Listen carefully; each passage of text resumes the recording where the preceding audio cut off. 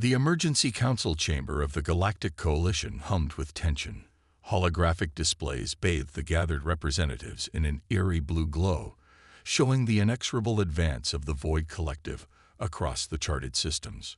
12 species represented, 12 voices raised in increasingly desperate tones. They had been arguing for days.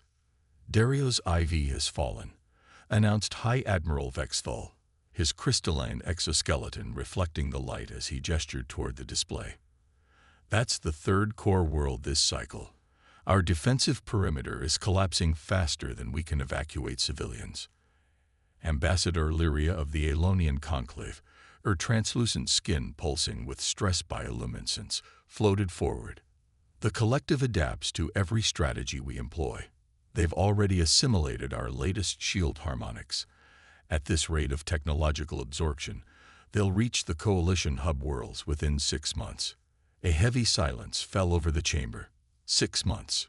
Trillions of lives across hundreds of worlds, all facing assimilation or extinction. "There is one option we haven't yet considered," said Zethral, the Taurian representative, his 4 eyes blinking in sequence, a sign of extreme discomfort among his kind. All attention shifted to the massive bovine-descended diplomat. "The human protocol." The chamber erupted in voices, some outraged, some desperate, all afraid. "Absolutely not," thundered Elder Kivov of the Martian symbiosis, his ancient form trembling. "The accords are explicit. They are to remain in stasis until their appointed awakening time, 3 centuries from now. We all agreed to this." "That was before an extinction-level threat," countered Zethral calmly. "The accords include provisions for existential emergencies. The Coalition had encountered humans 4 centuries earlier, when Earth's first interstellar vessels had ventured beyond their solar system. What followed was a brief but shocking conflict that demonstrated humanity's alarming capacity for both innovation and destruction. Peace had eventually been established, but on surprising terms. Humanity, recognizing their own volatile nature and potential to disrupt the peaceful galactic community, had proposed a solution that shocked the Coalition. They would enter voluntary cryostasis for a millennium, allowing both themselves and the galaxy time to mature. Only a small contingent would remain awake, serving as diplomatic representatives while their species slept, dreaming of stars. "The human representatives have been consulted," stated Lyria. "They recommend activating the awakening protocol." "Of course they would," scoffed Elder Kivoth. "They've been lobbying for decades to wake their kin." "Because they foresaw something like this," said Admiral Vexthal quietly. "They warned us about technological stagnation, about the dangers lurking in unexplored space, about our complacency." The council members exchanged troubled glances. Humans had a reputation for pessimism that bordered on paranoia, always preparing for worst-case scenarios, always maintaining readiness for conflicts that the more evolved species had thought impossible in their enlightened age. Until the Void Collective had appeared.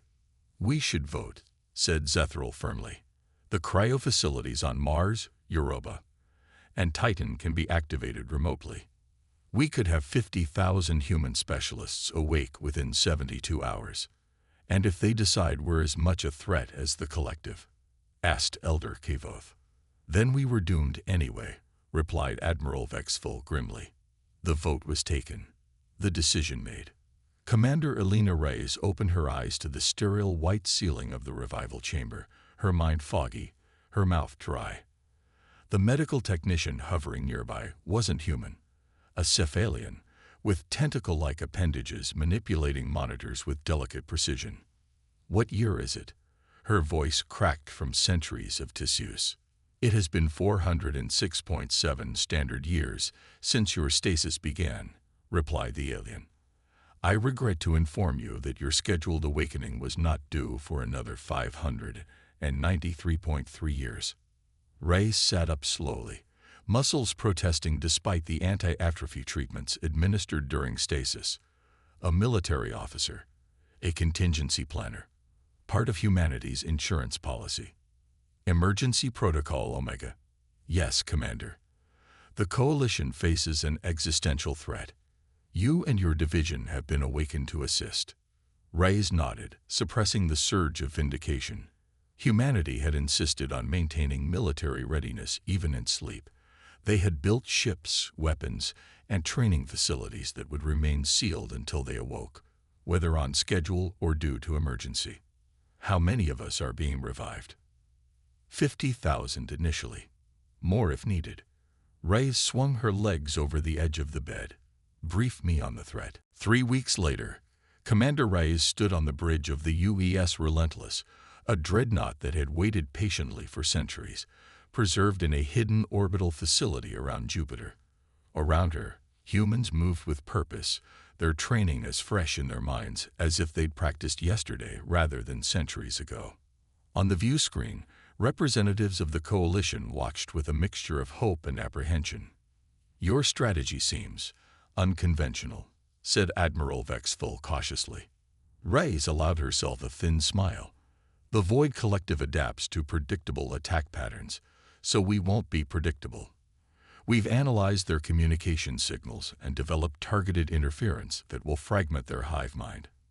Meanwhile, specialized teams will infiltrate their central processing clusters using stealth technology that your scientists helped refine. The casualty projections," began Elder Kavoth, "are acceptable." Reyes interrupted. "We understood when we went to sleep that we might wake to fight. It's why we exist." The unspoken truth hung in the air. Humans had always been warriors, explorers, survivors. The peace-loving species of the coalition had evolved beyond the brutal calculus of sacrifice that humans still embraced. "We'll handle the collective," Reyes continued. "Your people focus on evacuation and support. When this is over, we'll discuss whether we return to sleep or remain awakened." As the transmission ended, Reyes's second-in-command, Major Devlin Chen, approached. "They're afraid of us," he observed. "They should be," Reyes replied, watching as the fleet of human vessels moved into formation. "But they'll be more afraid of what happens if we fail." The ships accelerated toward the front lines, crewed by humans who had expected to sleep through centuries, but instead found themselves doing what humanity had always done best, facing the impossible and refusing to yield. Behind them, the species of the coalition watched in awe and terror as the sleeping giants they had feared for so long now stood as their last hope against the darkness. Reyes studied the tactical display in the war room of the Relentless. Around her, a dozen human officers and a handful of coalition representatives debated strategy. "The Void Collective isn't just a hive mind," explained Dr. Sophia Okonkwo, xenobiology specialist. "It's more like a distributed network with hierarchical decision nodes. Each node adapts independently, but they share information continuously. Which is why direct confrontation has failed," added Zethral. "They analyze our attack patterns and develop countermeasures faster than we can adjust." "So we changed the game," said Reyes, manipulating the holographic display. "Coalition forces have been approaching this as a conventional war. But this isn't conventional. It's an information conflict." She expanded a section of the display, showing a complex neural-like network. "We don't just want to destroy their ships. We want to disrupt their ability to synthesize and distribute tactical data." Major Chen stepped forward. "We've developed a 3-phase approach. Phase 1.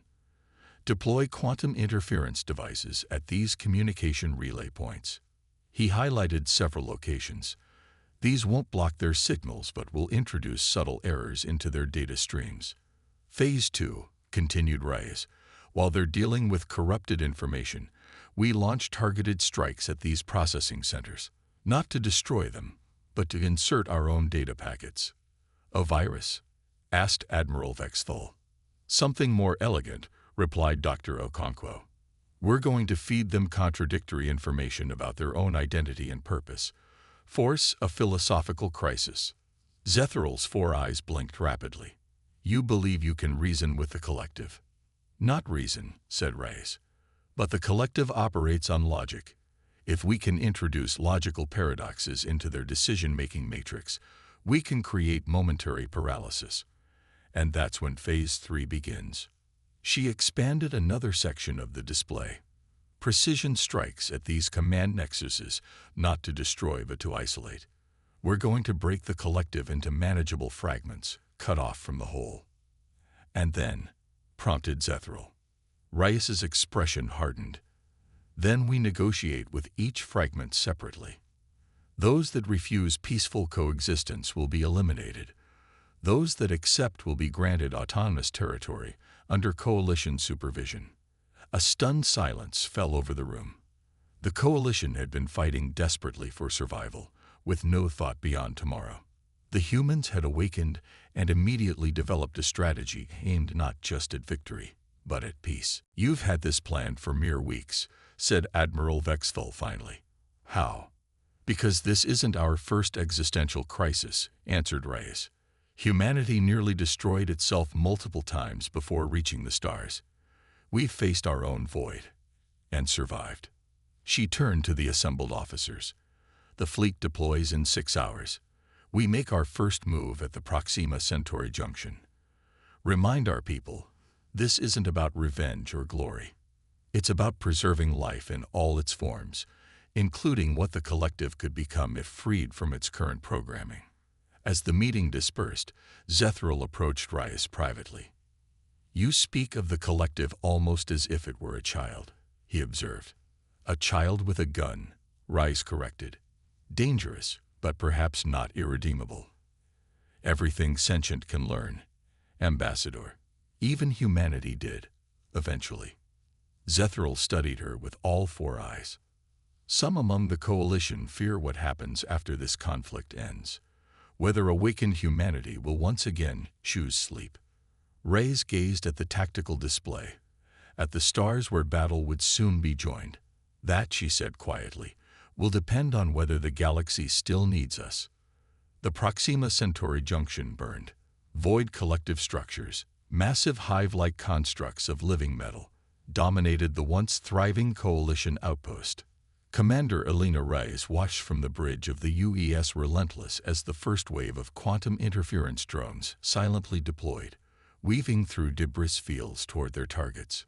"Phase 1 commencing," reported Lieutenant Santos from Tactical. "Drones reaching optimal positions in 3, 2, 1. Interference patterns active." For several moments, nothing seemed to happen. Then subtle changes began appearing in the collective vessel's movements, previously synchronized maneuvers becoming slightly erratic, position adjustments occurring a fraction too late.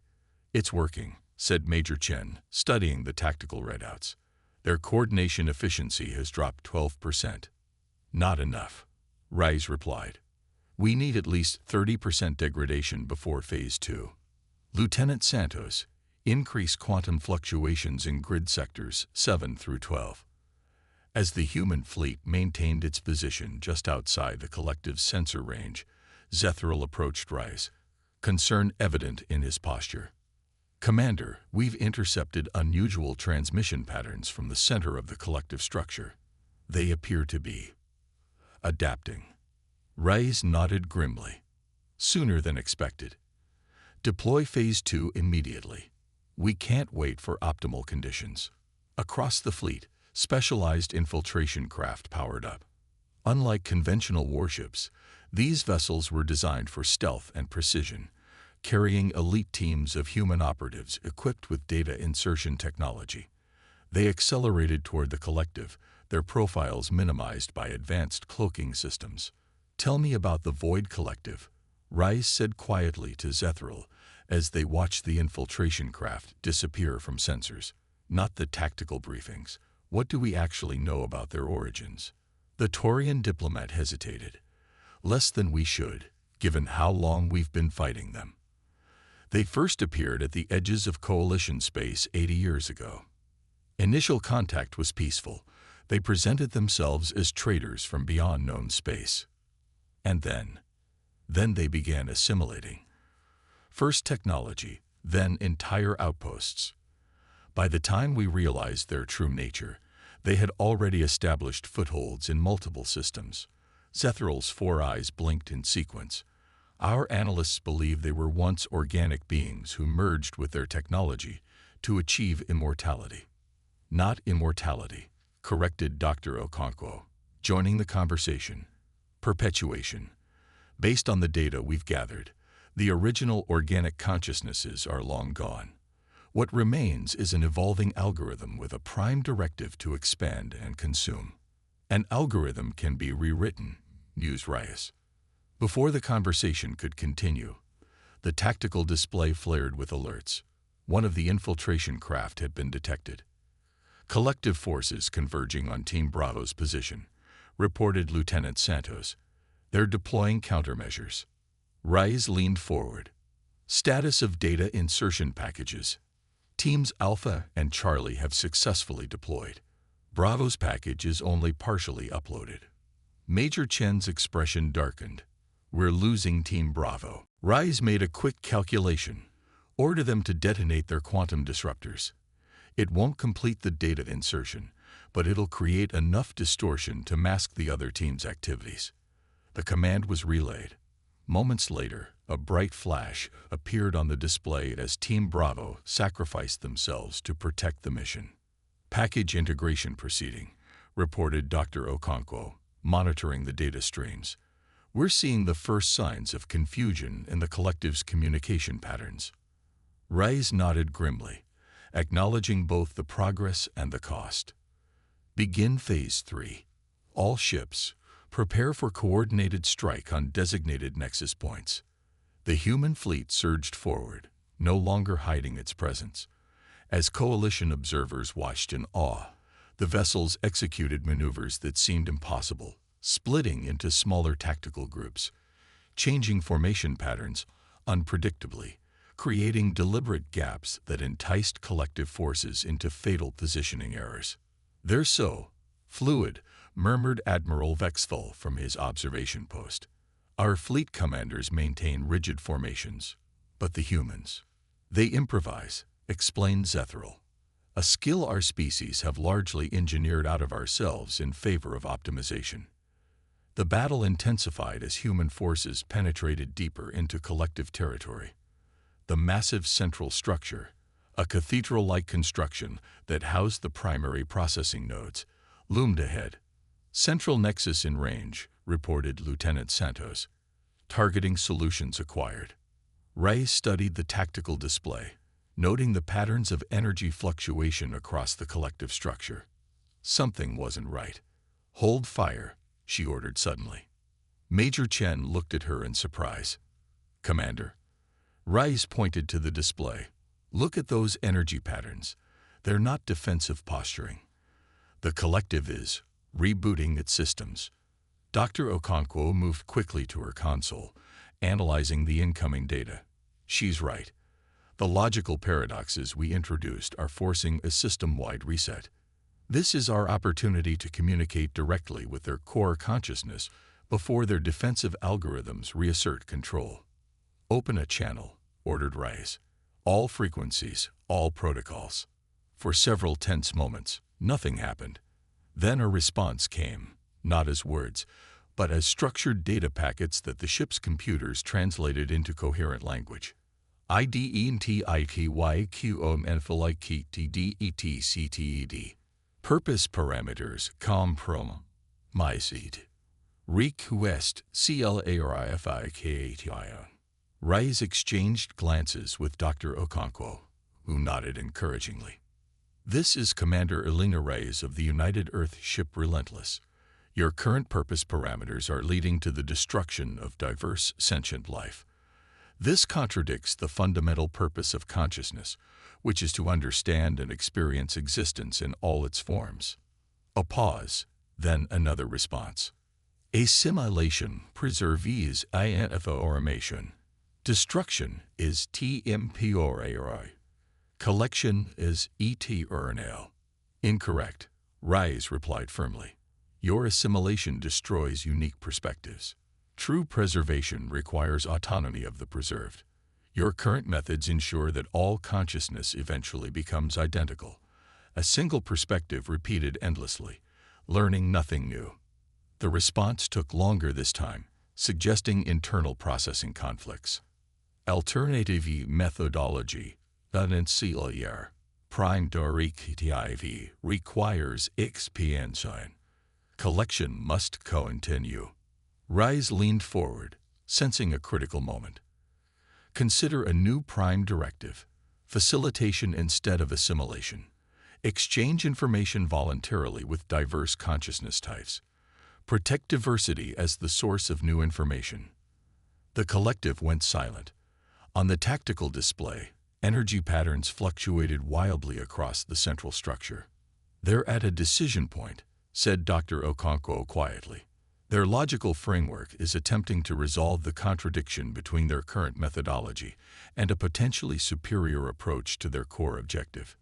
"Commander," warned Major Chen, "if they reject the proposal, we're in optimal position to deliver a critical strike." Reyes nodded acknowledgement, but kept her attention on the communication channel. Finally, a response came. "Lol jerike oldco and FLIKET RESOLVT. New methodology. HCCPTED for trial at MPLEME entasion. Request Harameteors for Inon and ASSINILATIV exchange." A wave of stunned relief swept through the bridge. The collective, an enemy that had seemed unstoppable, mindless in its consumption, had actually listened. "We've done it," breathed Lieutenant Santos. "They're standing down their weapons platforms." Reyes maintained her composure. "This is just the beginning." Dr. Okonkwo, prepare the framework for establishing communication protocols. Major Chen, maintain battle readiness. Trust, but verify. She turned to address the coalition representatives. "We'll need your xenolinguistic experts and cultural attaches.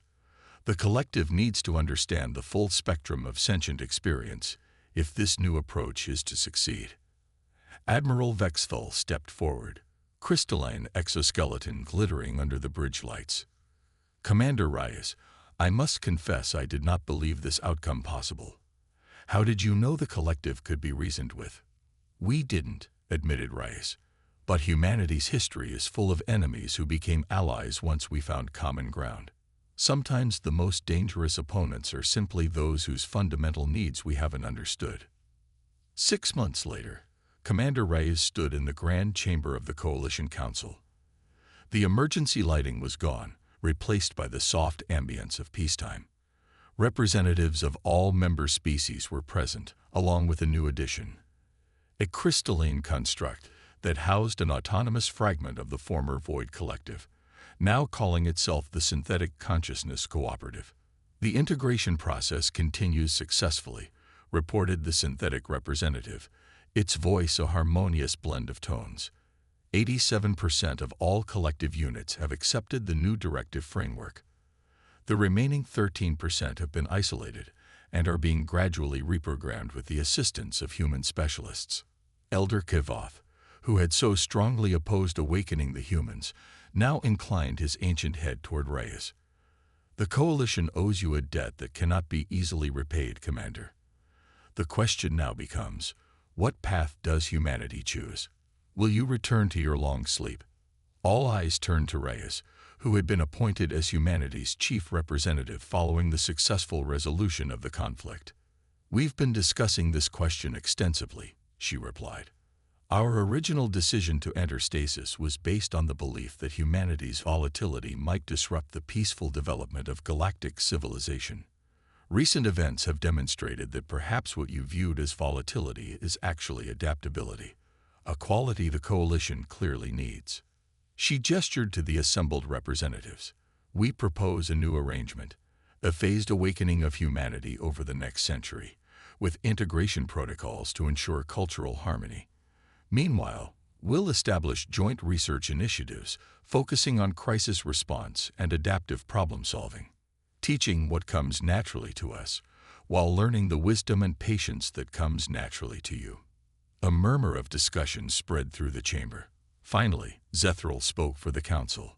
"We accept your proposal, Commander Reyes. The crisis has revealed a truth we had not fully appreciated. Diversity of thought is not merely to be tolerated. It is essential for survival. Humanity's unique perspective may be exactly what prevents the next existential threat. As the formal proceedings concluded, Rice found herself approached by the synthetic representative. This concept of diversity as strength contradicted our fundamental assumptions, it communicated. Yet the logic is undeniable.